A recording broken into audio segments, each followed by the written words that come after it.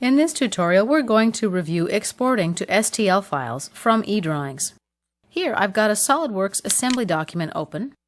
Let's select File, Save As, and from the drop-down menu of File Type, let's choose an eDrawing document.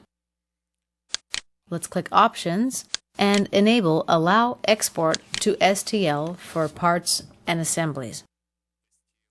This allows clients who view the eDrawing to save them as a stereolithography file from the eDrawings viewer. Let's click OK and save. Let's overwrite the existing file. Now let's select all three configurations. Click OK and save this file. Now let's go to eDrawings. Let's open the file we just saved.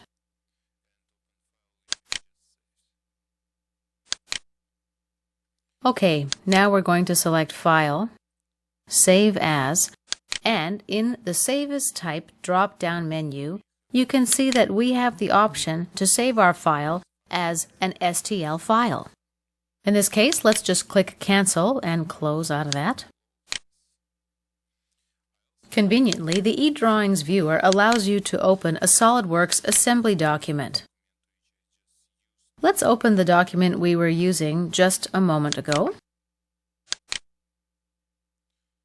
Yes. Okay. In fact, I can also output the STL file directly from our SolidWorks assembly document.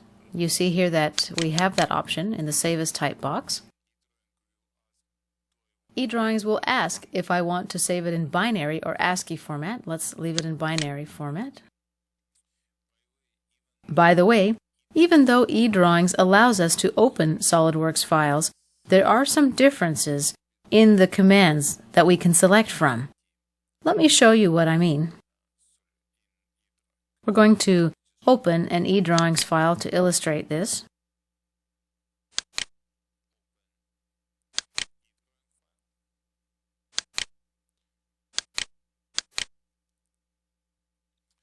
Okay, let's select the Configurations command. It lets us see all three configurations present right here. We're able to use the exploded view as well.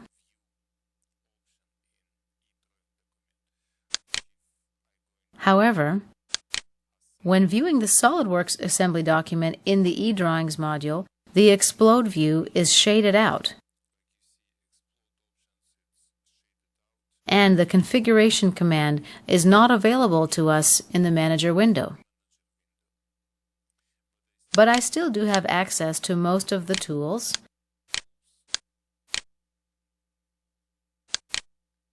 such as cross-section,